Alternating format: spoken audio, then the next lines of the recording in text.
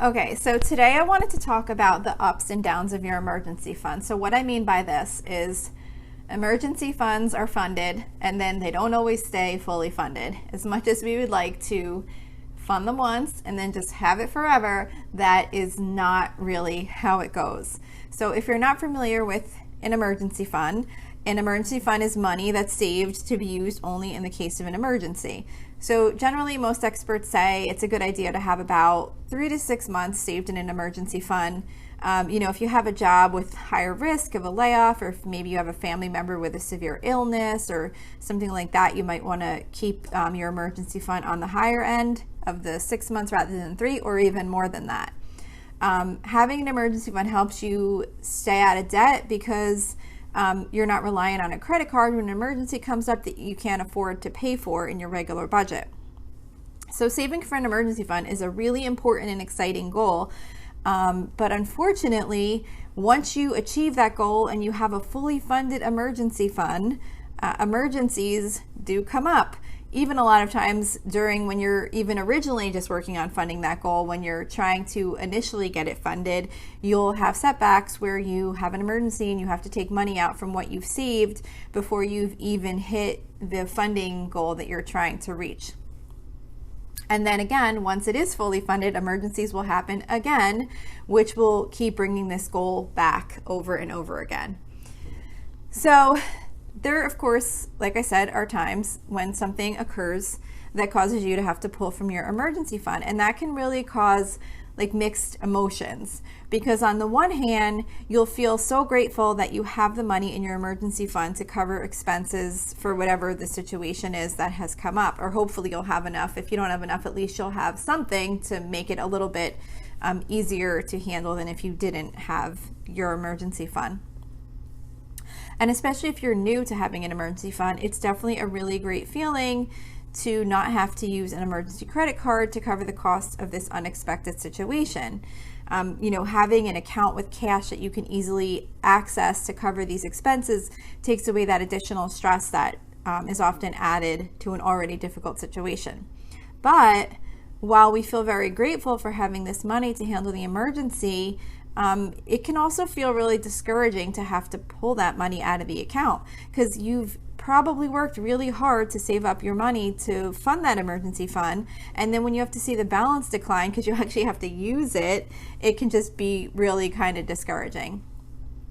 So, because it does take a lot of time and energy to fully fund an emergency fund. And we know that the reason that we're putting the money there is to cover emergencies. It's difficult to see that money get taken out of the account. So when you do have to take money from your emergency fund, like once you've had to use the money for something urgent that came up, it's going to be really important to replenish that account as soon as you can. So your replenishment plan will depend on the type of emergency you had and the amount of money you had to take out. But the most important thing is to make sure that you're taking steps, whatever steps you can take, whatever you're able to do to put money back into the account. And if you can only do a little bit at a time, then you can only do a little bit at a time. It's just important to work at getting it back to the amount you had originally determined that you wanted to hold for emergencies, because you don't want to take all that time and energy to save up that emergency fund and then just kind of let it dwindle away. So the goal is always to get it back to where you started when you have to take money out.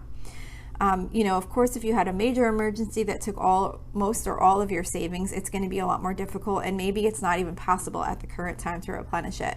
But at least coming up with a plan for the future when you can start funding the account will be helpful to kind of get you through that difficult time.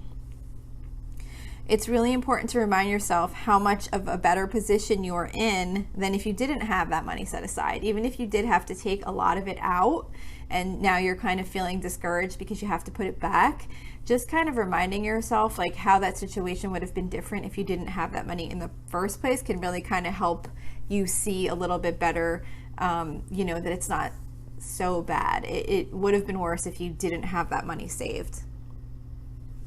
And just kind of, remind yourself that there are always going to be these ups and downs.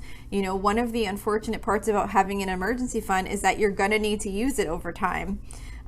It's good to keep in mind that emergency funds are set up so that they can be used when needed. Like, that's the whole reason that you saved up the emergency fund in the first place. And more likely than not, you're going to need to access money from your emergency funds many times over the course of your life. So it's kind of a good idea to try and accept that you will probably never really be done with funding your emergency fund. Unless you're extremely lucky, you'll take money out of that account and you're going to have to replenish that money. When the time comes that you'll need to put money back into your emergency fund again, there's a chance you might have to take that money from something else that you had been saving up for. And that can be really frustrating. Maybe you had a goal to save up for like a really nice vacation this year, and then you had something major come up and you really need to get the money back into the emergency fund. So maybe now you need to take some of that money that you were trying to allocate towards that vacation savings to put towards your emergency fund to get the funding back up. And I'm not saying you have to say the vacation's off the table and I'm putting all of that money back into the emergency fund, but maybe you split it, or maybe you take a portion, whatever seems reasonable based on how far below your emergency fund balance you're at, like where you'd like that fund to be at. One idea is to plan for emergency fund deposits in your budget, assuming that you may need to replenish it if something else comes up. And then if you don't need to, then you can add more money to your other goals rather than having to feel like you're pulling from other goals.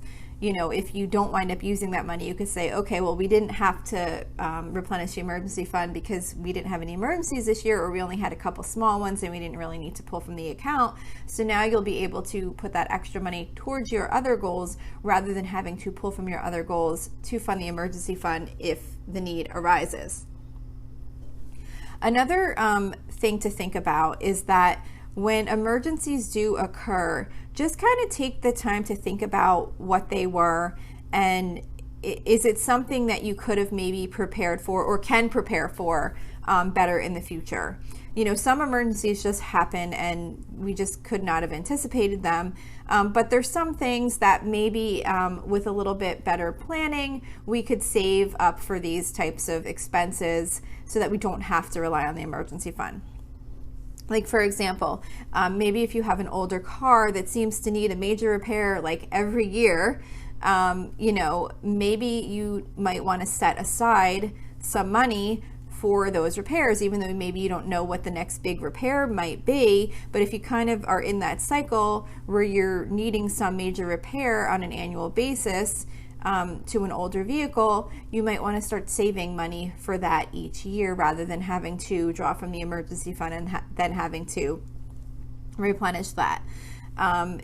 Just kind of take the time to consider the things that you've had to pull money out when you do have to pull money out, and just determine if there was a better way to be prepared for that, or if it was just truly an emergency and that's just what the funds are there for.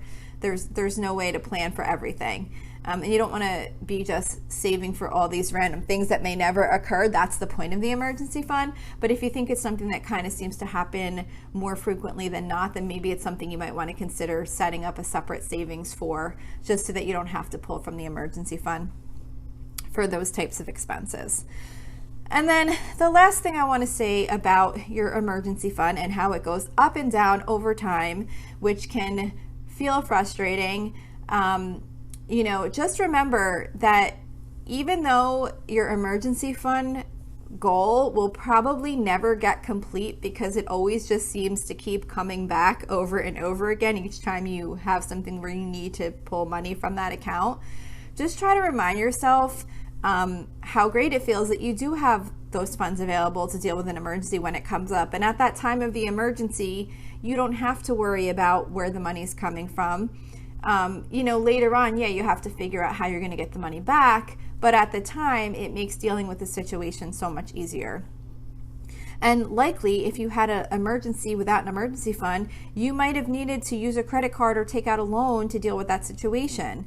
And then you'd have to pay back the card or the loan plus interest. And you'd have certain specific payments that you would have to make that you'd now be obligated to each month to come out of your monthly budget. When you're using funds from your emergency fund, you still do need to put the money back, but you can do it on your own terms with the amounts and timing that works out for you. And there's no interest to pay. Paying yourself back is so much better than having to pay back someone else. So just try and keep in mind, yes, there's going to be times when you need to pull from your emergency fund. Yes, it's going to be discouraging because you probably took a long time to get to that point where you had a fully funded emergency fund. But that's unfortunately just how emergency funds are. We saved them up to have the money available for emergencies. So when the emergencies come, we need to use that money and then we need to save up all over again. So it's a cycle that is going to go on probably forever. So just kind of try and keep yourself reminded of all the positive aspects of why you have that fund and how much better it is because you had it, rather than focusing on the fact that you are probably over the years going to have to work on funding it over and over again. So that's all I have to say today. The reason I was talking about this is because I'm in the situation where I'm replenishing my emergency fund this year because we had a few things happen right at the end of last year. I thought we were going to get through the whole year without pulling anything out, and then right at the end of the year we got hit with a couple of big emergencies that we had to pull a big chunk of money out of our account. So we're working on this right now. So that's kind of what made me think of just kind of talking about this, because I'm also trying to remind myself to be positive and just remember that the money was there for this reason. And, I shouldn't be discouraged because I'm working on putting it back. I'm trying to be really grateful that I had it there. So that's it for today's episode. I hope this was helpful to you in some way. Don't forget you can email me with any questions or suggestions at lolasfrugallife@gmail.com. You can follow me on Instagram and Facebook at lolasfrugallife. You can find blog posts for each episode on my website at lolasfrugallife.com. And you can also join our private listeners group at Facebook on facebook.com/groups/lolasfrugallife. And if you enjoy the show, please make sure to subscribe on Apple Podcasts, Spotify, YouTube, or wherever you listen from. And I would love it if you would screenshot the show and tag me on Instagram so that I can see you're listening. Also, if you can please take a couple of seconds to rate and review the podcast, that would be super helpful to me. That is what helps the show come up in search results when people are looking for something with the topics like I discuss. There's also a link to financially support the podcast if that's something you're interested in. The link is in the episode details. So thank you so much for listening, and I hope you have a really awesome day.